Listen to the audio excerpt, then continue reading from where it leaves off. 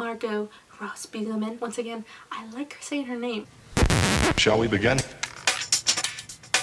Let's begin now. Hey, what's up internet? My name is Nikki and today I will be doing a book review on Paper Towns by John Green. So starting off, this book revolves around our main character called Quentin Jacobson, who tells us that he has an obsession with the one and only Margot Ross Spiegelman. I'm gonna say her name a lot because her name, I don't know what it is, I just like saying her name.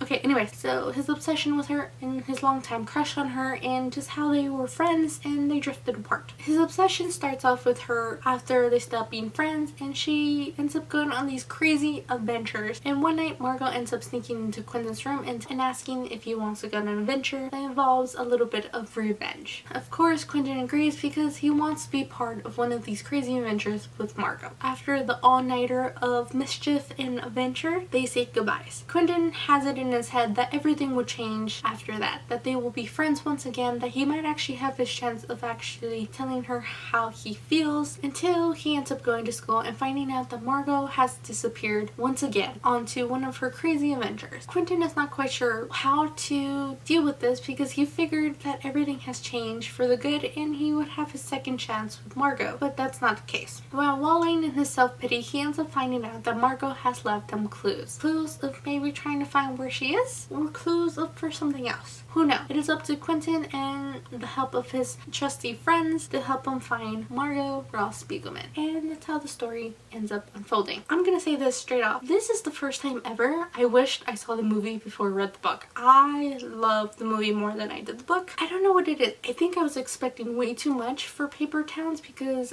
I didn't really like the book that much. What did I think of this book? I was not a big fan of it. I mean, the story was good, but it's just I couldn't relate to the main character, Quentin. I think it was mostly because I kind of felt like he was kind of whining through the whole book. And I think it's because I can't really see his perspective of how he saw high school.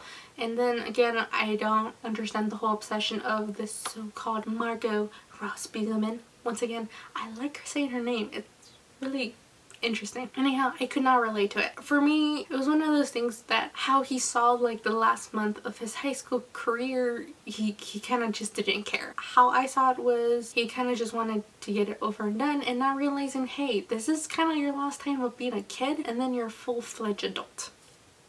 So I don't know, that's kind of how I saw it. Overall, I did really enjoy it. I liked the story, just the whole fact of Margot Ross Spiegelman, of what she is and where she went and why did she just suddenly disappear after having a wonderful night with Quentin and having a heart-to-heart with him. I, of course, enjoyed the friendships. I don't know what it is with John Green and writing friends, but I really enjoy it.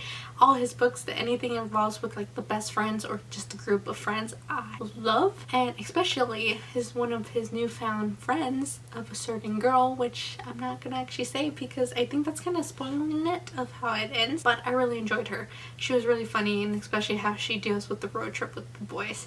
I thought that was great. So what did I think of the movie? Okay, so this is rare to say, but I'm gonna say it anyways. I loved the movie over the book. I thought the movie did the book justice. I think it did 10 times better of explaining things than the book did. I don't know what it was. Maybe it was Nathan Wolfe, or maybe of who plays his two best friends in it. I don't know what it was, but I enjoyed it immensely. Whoever wrote it, directed it, and everything, they did an amazing job for it. I especially liked it how they ended up ending the movie versus how the book ended, because I kind of like that ending more of what he ends up doing versus what ends up happening with the book. If you're kind of considering between should I read the book before I watch the movie, I say go straight for the movie because the movie, it does it 10 times better than what the book can. If you're kind of wanting to know a little bit more of what was happening, I suggest reading the book and kind of getting an insight of it, but I don't think you really need to read the book. So I give it a 2 thumbs up, 8 out of 10 stars on Internet Movie Database because it was that good. I really enjoyed it. And also the soundtrack wasn't too bad. So that is it for my mini review. So tell me what you thought, the movie versus the book or the book versus the movie.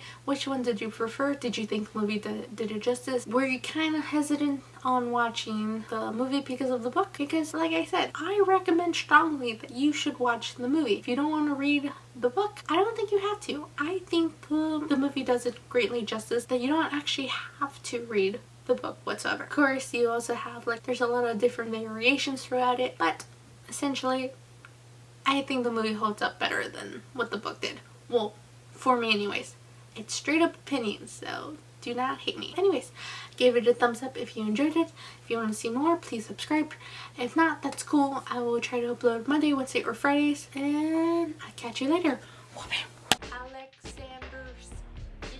I'm not going to try pronouncing his last name. The dude